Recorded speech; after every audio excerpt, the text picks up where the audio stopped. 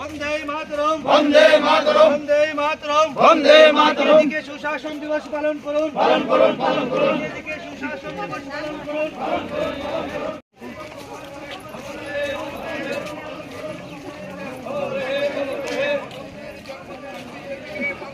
পালন করুন, পালন করুন, পালন করুন, পালন করুন। আজকে আমাদের সরকার এই দিনটাকে বিশেষ করে 25শে ডিসেম্বর এটাকে গুড গভর্নেন্স ডে হিসেবে পালন করে সুশাসন দিবস। এটা 2014 সালে শুরু হয় আমাদের ভারতীয় জনতা পার্টি সরকার আসার পরে, আর আজকেই হচ্ছে অটল বিহারী বাজপেয়ীর জন্মদিন। তো অটল বিহারী বাজপেয়ী আমাদের প্রধানমন্ত্রী ছিলেন 3 বার, একবার ছিলেন মানে 13 দিনের জন্য, পরে 13 মাস এবং পরবর্তী সময়ে 5 বছরের জন্য ছিল।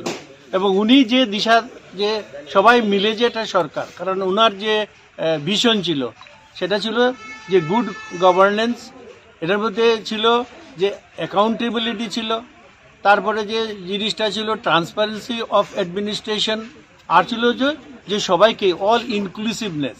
এই নীতির ভিত্তিতে ভারতীয় জনতা পার্টি সরকার চলছে এবং মোদিজি আসার পরে প্রথমবার এই গুড গভর্নেন্স ডেটাকে পালন করা শুরু হয়েছে সুশাসন দিবস হিসাবে। আজকে কোথা থেকে কি শুরু হয়েছে?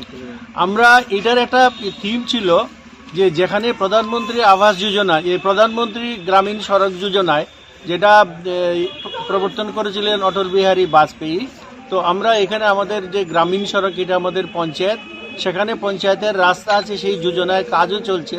সেই হিসাবে পঞ্চায়েতের এই 3টা পঞ্চায়েত, এখানে নতুন নগর আছে, পটুনগর আছে, দিঘালিয়া আছে।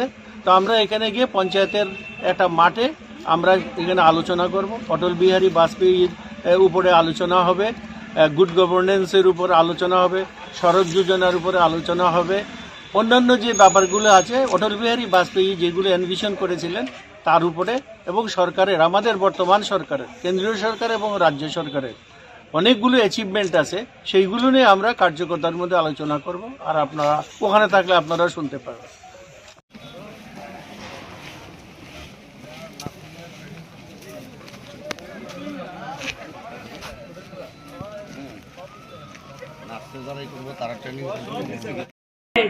আসনগুলি আছে, সেই আসনগুলিতে বসে বলুন।